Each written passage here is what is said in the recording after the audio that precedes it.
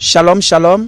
Vous suivez à présent Ecclesia Bene TV, une chaîne chrétienne qui vous renseigne sur les réalités spirituelles afin de vous connecter au ciel et à Dieu et de vous approfondir dans la parole et dans la connaissance spirituelle. Aujourd'hui, nous allons parler de l'importance et du rôle de la parole de Dieu dans notre vie. Et il faut comprendre que lorsque Dieu nous a créés, il nous a créés à son image, selon sa ressemblance. Alors l'image et la ressemblance de Dieu nous permet d'être en permanente communication avec Dieu. Alors donc nous étions avant le péché en communion et en relation avec Dieu.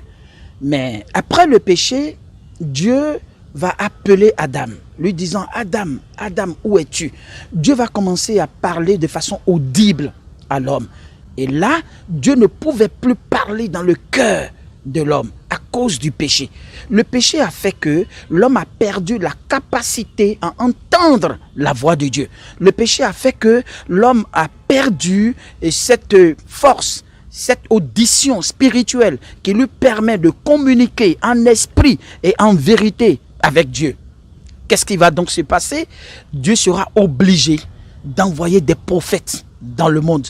Ces prophètes vont devenir le porteur du message de Dieu auprès de l'humanité. Et pour que le message ou la communication de Dieu puisse rester, il devenait donc important de la consigner et de la multiplier dans l'espace et dans le temps, d'où les Écritures. Et la Bible dit dans 2 Timothée chapitre 3, le verset 16, il dit « Toute Écriture est inspirée de Dieu, utile pour enseigner, pour instruire, pour corriger dans la justice, afin que l'homme de Dieu soit parfait. » Alors donc le rôle de l'écriture ou des saintes écritures était donc de nous orienter, de corriger nos imperfections, de nous révéler la volonté parfaite de Dieu, de nous instruire sur la voie de Dieu, afin que nous puissions prendre conscience de qui est vraiment Dieu. Parce que Dieu ne pouvait plus parler dans notre cœur.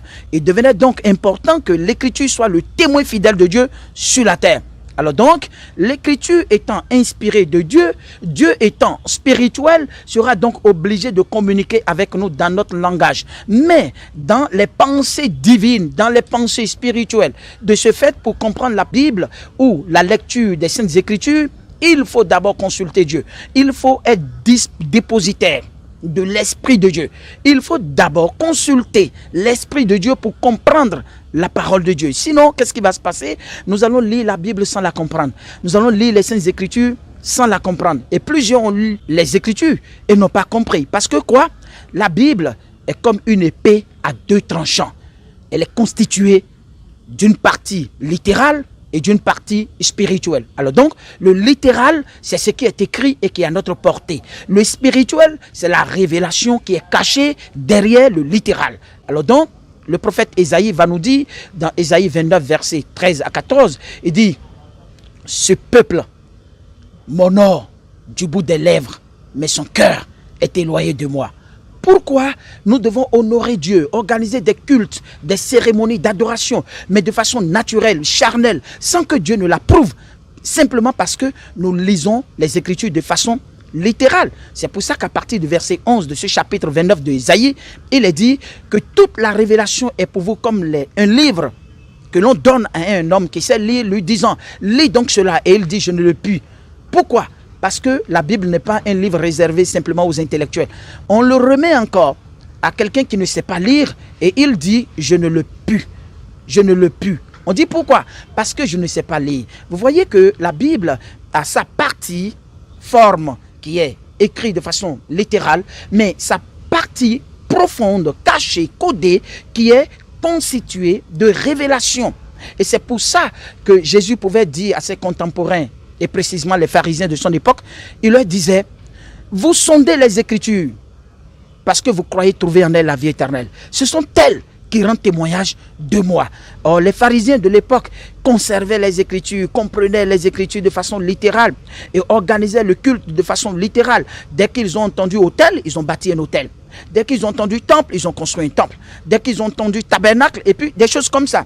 Jésus dit non, Dans Jean 5, verset 39, il dit, ce sont elles qui rendent témoignage de moi. Donc, cela veut dire quoi? Tout ce que nous voyons depuis le livre de Genèse jusqu'à Apocalypse sont des événements, des paroles, des sujets, des thèmes abordés pour révéler quelqu'un dont le nom s'appelle la parole de Dieu. Et tant que nous n'aurons pas la révélation de la parole de Dieu, nous allons nous limiter aux Écritures. La Bible dit, dans le livre de Jean, chapitre 1, le verset 1, il dit, au commencement était la parole. La parole était avec Dieu. La parole était Dieu. Toutes choses ont été créées par la parole. Et l'apôtre Paul dit après, aux Éphésiens, dans son chapitre 6, le verset 17, il dit, et l'épée de l'esprit, c'est la parole de Dieu. L'épée de l'esprit, c'est la parole de Dieu. Alors, si l'épée de l'esprit est la parole de Dieu, l'épée de l'esprit, ce n'est donc pas les saintes écritures.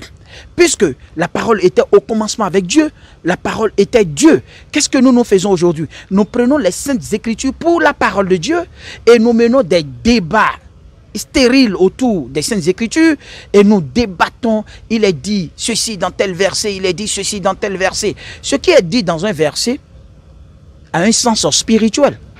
Et lorsque nous menons des débats littéraux sur ce qui est écrit, sans sonder et comprendre quelle est la révélation cachée derrière ces choses, qu'est-ce qui va donc se passer?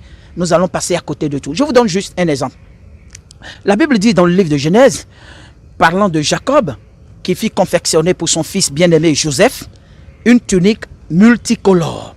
Lorsque nous lisons ça, littéralement, c'est une tenue à plusieurs couleurs que Jacob a conçue pour son fils Joseph. Et la pensée littérale, c'était quoi? Jacob a tellement aimé son fils qu'il lui a conçu une tunique multicolore. C'est terminé. Mais lorsque nous rentrons dans le spirituel, nous voyons Joseph comme un type, c'est-à-dire une représentation spirituelle du Fils de Dieu, du bien-aimé de Dieu. Alors donc, à qui Dieu va faire confectionner une tenue multicolore, c'est-à-dire au travers du Fils de Dieu, et les blancs, et les noirs, et les rouges, et de toutes couleurs du monde seront sauvés au travers de lui. C'est la révélation spirituelle. Et c'est comme ça, nous devons la plupart du temps lire la Bible et demander au Saint-Esprit qu'est-ce qui est caché derrière ce verset, qu'est-ce qui est caché derrière un tel autre verset. Et ça va nous donner, eh bien, de nous approfondir, non seulement d'être équilibrés sur le plan spirituel, mais d'approfondir aussi notre relation avec Dieu. Il est dit dans le livre d'Apocalypse, chapitre 19, le verset 13, il est dit, l'homme était revêtu d'un vêtement teint de sang. Un vêtement teint de sang. Son nom s'appelle la parole de Dieu. Le nom de qui s'appelle la parole de Dieu? Le nom du Rédempteur. Le nom du médiateur entre Dieu et les hommes. Son nom s'appelle la parole de Dieu. Donc la parole de Dieu, ce n'est pas un livre. Ce n'est pas les Écritures. La parole de Dieu, c'est la personne de Jésus-Christ. C'est la personne de celui qui est descendu dans le monde, qui est allé à la croix, qui est descendu dans le séjour des morts et qui a connu la résurrection et qui revient bientôt. Lorsque nous avons la révélation de cette personne, nous avons donc la révélation de la parole de Dieu. Quel est donc le rôle de la parole de Dieu lorsque nous avons la révélation en lisant les Saintes Écritures? Il est dit dans le livre d'Hébreux, le chapitre 4, le verset 12. Il a dit quoi?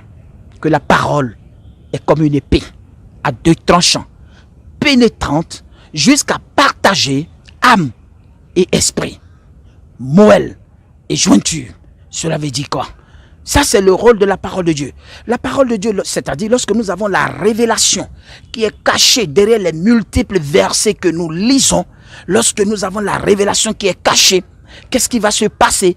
Quelque chose de puissant, de pénétrant, quelque chose de tranchant va nous percer et va commencer à séparer le spirituel du charnel, va commencer à séparer l'émotionnel du rationnel. La Bible dit, seule la parole de Dieu peut le faire. Nous avons été émotionnels tout le temps. On est toujours emporté par la colère, par des désirs charnels, par des désirs des choses de la terre. On est toujours emporté. On a perdu la raison. Et la Bible dit que Dieu nous a créés avec âme et esprit. Âme et esprit. L'âme, c'est la partie qui nous permet de prendre conscience de nous-mêmes et de notre existence et des réalités du monde. Mais l'esprit, c'est la partie rationnelle qui nous permet de prendre conscience de Dieu et des relations spirituelles avec le ciel. Mais qu'est-ce qui s'est passé? L'âme a pris le dessus sur l'esprit. C'est-à-dire, l'émotionnel a pris le dessus sur le rationnel. Et nous avons perdu le sens et la conscience. Et du coup, notre vie est seulement limitée à l'ambiance et n'a pas de sens. Or, ce qui donne la valeur à notre vie, c'est le sens de la vie. C'est pourquoi nous sommes ici maintenant. D'où nous sommes venus, où nous sommes ici et où nous allons. Et ce pourquoi nous sommes ici, c'est ça qui donne un sens à notre vie. Mais malheureusement, l'ambiance de la vie, les habits, les voitures, les belles maisons et tout ce qui brille dans le monde, encore que la nouvelle technologie nous a emportés dans de nouvelles découvertes qui nous ont complètement aveuglés, et nous recherchons des choses de la terre tellement possédées que nous avons perdu complètement le sens même de notre vie, à force de nous adonner à l'ambiance de la vie. Qu'est-ce que la parole de Dieu va faire dans cette condition? Elle sera puissante, elle sera comme une épée pénétrante jusqu'à partager entre deux choses, entre l'émotionnel et le rationnel. Afin de faire quoi? De soumettre l'émotionnel et la ramener, cette partie émotionnelle en position subordonnée. Et ramener cette partie rationnelle en position dominante. Ce qui va nous permettre de prendre conscience de l'existence de Dieu. Lorsque nous n'avons pas saisi la révélation de la parole de Dieu, nous ne pouvons pas prendre conscience de ce que Jésus a fait pour nous, de qui est Dieu pour nous, de qui nous sommes aussi. Pour nous, nous allons errer. Nous sommes venus dans le monde, nous grandissons, nous mangeons, nous buvons, nous habillons et nous réalisons des choses. Et puis nous passons comme une étoile filante qui passe d'un moment à l'autre et disparaît. Et c'est comme ça que nous avons toujours disparu, nos parents et nous. Alors aujourd'hui, je vous exhorte à comprendre que derrière les Écritures, il y a quelque chose qu'on appelle la parole de Dieu. Et c'est la révélation de cette parole qui nous donne d'être en communion avec Dieu. Parce que cette révélation est de nature puissante, de nature spirituelle, et capable de renouveler notre intelligence et de donner à notre esprit sa position dominante et de recevoir maintenant l'inspiration de la part de Dieu. S'il nous est difficile de recevoir des inspirations de la part de Dieu, c'est simplement parce que quelque part nous sommes limités à la lettre.